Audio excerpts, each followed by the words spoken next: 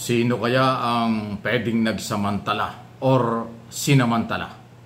Ito po sa nakakalulang 47.6 billion pesos sa initial na ginastos ng Department of Health dyan sa COVID under Duterte administration na merong kabuuan na 129 billion umano ang nautang ng nakaraang gobyerno para ho dyan sa issue ng COVID-19.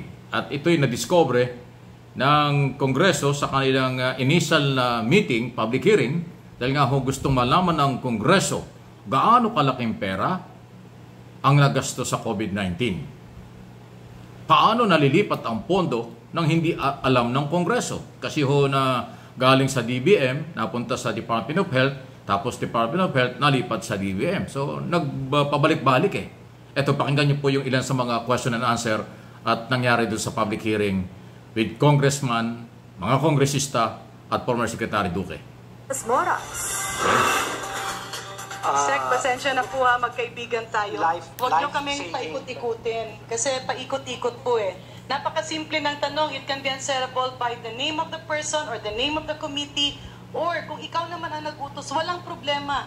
Nagharap-harap ang mga dati at kasalukuyang kalihim ng Department of Health sa pagpapatuloy ng pagdinig ng House Committee on Appropriations patungkol sa budget utilization ng ahensya sa mga nakalipas na taon at kanilang naging pagtugon sa nagdaang COVID-19 pandemic. Sa simula pa lang ng talakayan, agad nang dumipensa si dating Health Secretary Francisco Duque III patungkol sa kinaharap niyang graft charges ukol sa umunong irregular fund transfer noon ng DOH sa PSDBM para sa pagbili ng iba't ibang COVID-19 supplies. Given the severity of the public health emergency, we at the IATF and NTF deemed it best to rely on the expertise of the PSDBM and its network of suppliers for sourcing of the much-needed PPEs along with other essential goods and services for emergency response. We would not have stood a fighting chance without the first tranches of PPEs, which was a lifeline for our health workers. Git ng mga kongresista, mahalagang malinaw ang mga detalye nito, lalo pa kung kaban ng bayan ang pinag-uusapan. Kaya't binusisi ng ilang mambabatas kung sino ang nag-utos kay Duque na gawin ang lipatan ng pondo. Sinasabi din po sa atin na ni Secretary Duque, Madam Chair, sa utos po ni dating Presidente Duterte ay nagkaroon ng ganito, na transfer itong 47.6 billion. Tama po ba? Please say yes or no. Publicly, this was made by the President in our meetings in weekly meet or talk to the people. Giit ng dating kalihim, bagamat may kautusan ukol dito si dating Pangulong Rodrigo Duterte, sakop din naman ng kanyang kapangyarihan ang pagdedesisyon at pagbibigay ng direktiba, kaya't para sa kanya, wala naman siyang ginawang paglabag. Sinagot na rin daw ni Duque ang inilabas na kautusan ng Ombudsman. Patungkol po sa Ombudsman case, ako po ay inatasan na mag-submit ng motion for reconsideration, and I'm just waiting, Madam Chairperson, Your Honors, for the action of the Ombudsman on my MR.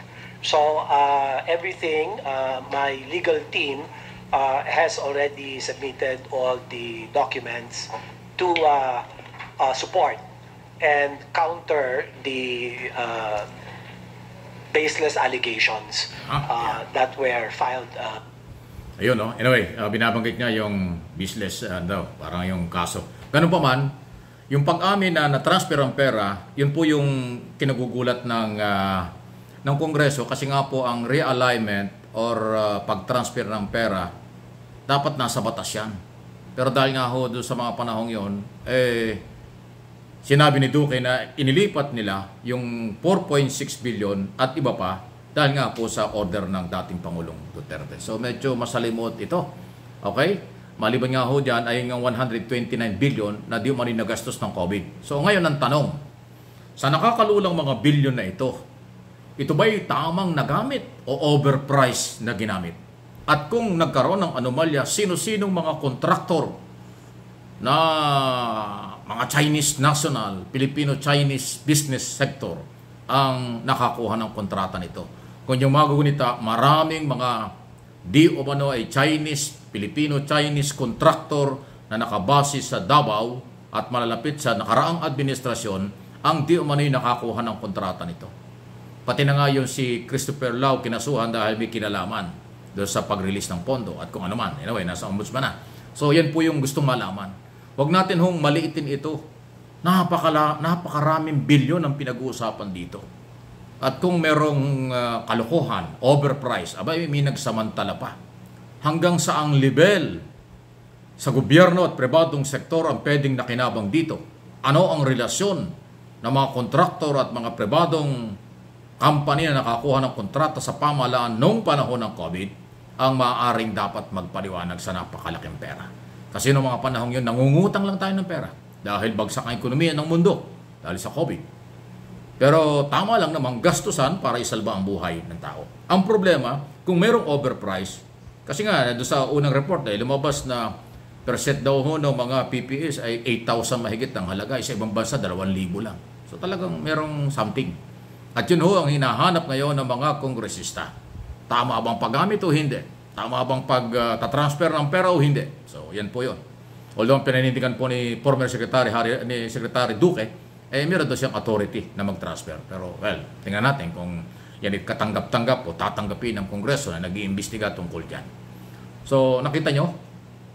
Doon sa sinasabi ko dati pa, na series, massive, or matinding mga public hearing ng iba't ibang komite na nakapokus doon sa nakaraang gobyerno dahil nga po doon sa mga pinagdududahan nila tungkol sa COVID issue, human rights violation, campaign against illegal drugs, okay?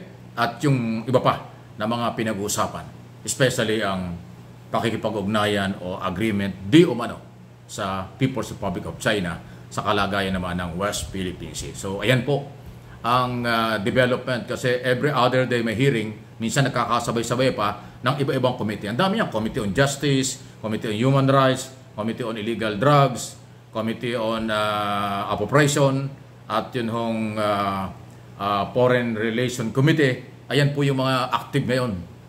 Ang mga chairman at mga member ng Kongreso kahit recess. At kung inyong mapapansin, lahat ng kontrobersyal ay tungkol doon sa mga posibleng ginawa, sinasadya o hindi, ng nakaraang gobyerno. Pagkakasangkot ng mga malalapit na kaibigan sa di umano'y illegal na gawain. Iyon ang inaalam. So, hindi ko alam kung saan aabot ito, in aid of legislation or oversight function. Ay parehas po yan na kumbaga sa yun ang kapangyarihan ng Kongreso at ng mga elected district congressman at mga party list marginalized sector ng 19th Congress. Before ang July, bago mag-State of the Nation address, sana makakaroon ng resulta, recommendation, para gumawa ng mga bagong batas, amendment, bagong batas, o kung ano man, in aid of legislation. At kung oversight function naman na-discover, ang purpose kasi ng oversight function ay ma-discover, alamin na ipapatupad ba ang batas ng tama o hindi. Sino may mga pagkukulang ng mga departamento. Yan, malalaman din natin yan. Abangan ninyo, tinututukan natin ang mga galaw ng Kongreso. Dahil yan ikaling trabaho at malaman natin ang katotohanan. After all, walang personalan, pera ng bayan.